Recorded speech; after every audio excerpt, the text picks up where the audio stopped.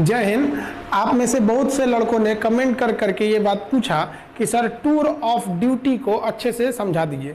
तो चलिए समझते हैं हम लोग टूर ऑफ ड्यूटी के बारे में। तो समझते हैं हम लोग टूर ऑफ ड्यूटी के बारे में डिटेल से। आप अगर ध्यान से समझेंगे तो आर्मी में जाने के कई रास्ते हैं। इंडिया में अगर देखिएगा तो ये 3 रास्ते हैं। अभी इंडिया में एक दौर है परमानेंट कमीशन। परमानेंट कमीशन उसे कहा जाता है जिसमें आपको पूरी ज़िंदगी आर्मी के साथ पूरी लाइफ गुजारनी होती है। लाइफ कहने का मतलब ये नहीं है कि आपको पूरी ज़िंदगी आर्मी में नहीं रहना है। अगर आप जवान हैं तो आपकी उम्र 38 से 40 साल होगी तो आपको रिटायर कर दिया जाएगा। ऑफिसर हैं तो 54-55 पे रिटायर कर दिया जाता है। कर्नल से ऊपर रैंक के हैं तो 60 साल पे रिटायर किया जाता है। तो ऑन एन एवरेज ये परमानेंट में आते हैं। इसके अलावा एक शॉर्ट सर्विस कमीशन होता है। इसमें आपको 10 से 15 साल ड्यूटी करनी होती है। जब तक ड्यूटी करिएगा तब तक आपको सैलरी वगैरह सब कुछ मिलते रहेंगे। 15 साल बाद रिटायर कर दिया जाता है। अब रिटायरमेंट के बाद इन लोगों को पेंशन भी दिया जाता है। अब आर्मी जो नया प्लान कर रही है वो टूर ऑफ ड्यूटी ये 3 साल के लिए होगा। अभी इस पर कोई ऑफिशियल बात नहीं हुई है कि इसका स्ट्रक्चर कैसा रहेगा, लेकिन हमारे जो CDS हैं, chief of defence staff Bipin Rawat, उन्होंने इस ओर इशारा किया था कि टूर ऑफ ड्यूटी का प्लान चल रहा है। तो ये 3 साल के लिए आर्मी में आना होगा। अभी हम इस पर डिटेल से चर्चा करेंगे। पढ़ाने के लिए इसमें VIP लोग को शामिल कर दिया जाता है। अब मेन जो है वो हमारी बात चल रही है किस पर, टूर ऑफ आर्मी पर, टूर ऑफ ड्यूटी पर। इसके तहत केवल 3 साल के लिए लाया जाएगा। अब आप कहिएगा कि सर 3 साल में फ़ायदा क्या हो। देखिए, मान लीजिए अगर इस साल 1000 लोगों को भर्ती किए, फिर अगले साल 1000 लोग, फिर अगले साल 1000 लोग, 3 साल में हमारे पास कितने हो गए, 3000। अब अगले साल तो जो पहले आए थे वो तो रिटायर होंगे, फिर 3000 आ जाएंगे। तो इस तरह से हमारे पास हमेशा एक रेगुलर आर्मी बनी रहेगी। और ये आर्मी को हमें क्या नहीं देना पड़ेगा, पेंशन भी नहीं देना पड़ेगा। अभी हम पेंशन पे आएंगे, चर्चा करेंगे। अब थोड़ा सा हम आगे समझते हैं टूर ऑफ ड्यूटी में। ध्यान से समझिए, इस टूर ऑफ ड्यूटी के बारे में समझिए। ये एक तरह का इंटर्नशिप है। इंटर्नशिप क्या होता है कि आपको किसी खास काम के लिए और खास फिक्स समय के लिए जब बुलाया जाता है तो उसे इंटर्नशिप कहते हैं।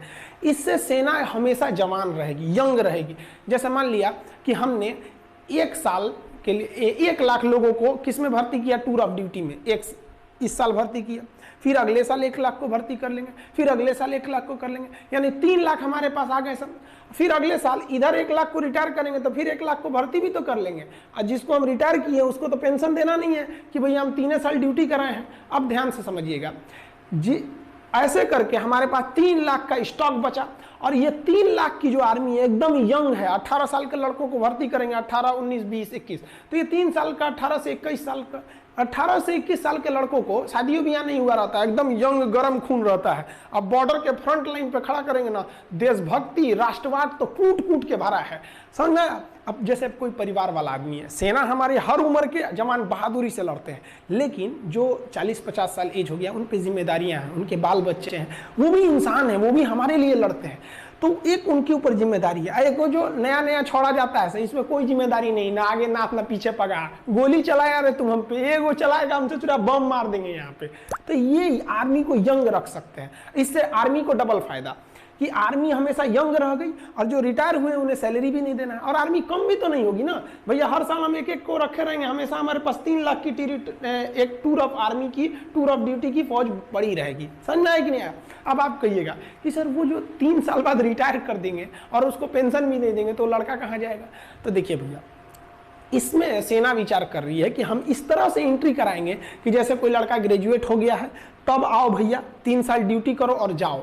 और सरकार एक नियम बना देगी कि कोई भी SSC, रेलवे, बैंक वगैरह वो इन लड़कों को आरक्षण दे जो मतलब आर्मी की ट्रेनिंग कर ली है।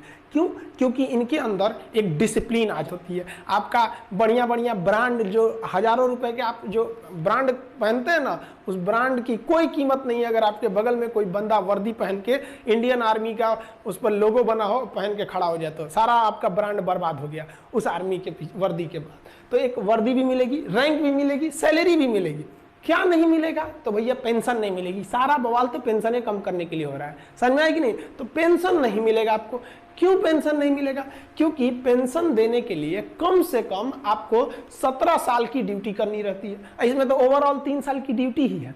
तो समझ में आ रहा है कि नहीं आ रहा है। जो टूर ऑफ ड्यूटी के तहत आएगा वो सेना के एडवेंचर को भी देख लेगा, राष्ट्रवाद भी देख लेगा, डिसिप्लिन भी सीख लेगा, स्वास्थ्य, मेंटेलिटी, हर चीज को सुदृढ़ कर लेगा और दूसरी नौकरी में उसको छूट भी मिलेगा, तो उसका भी करियर खराब नहीं हुआ, देश की सेना भी जवान रह गई और देश का जो पेंशन पे खर्च था वो भी बच गया। आर्मी का जनता से जुड़ाव भी हमेशा रेगुलर बना रहेगा 3 साल पे। अब जैसे क्या होता है कि एक आर्मी गया वो 40 साल ड्यूटी पे रहेगा, तो भैया 40 साल तक आप उसके जगह पे दूसरा भर्ती नहीं ना करेंगे, टूर ऑफ ड्यूटी का है और कौन सा जवान हमारा मतलब परमानेंट है, तो सब का सब क्या रहेगा, एकदम सेम रहेगा।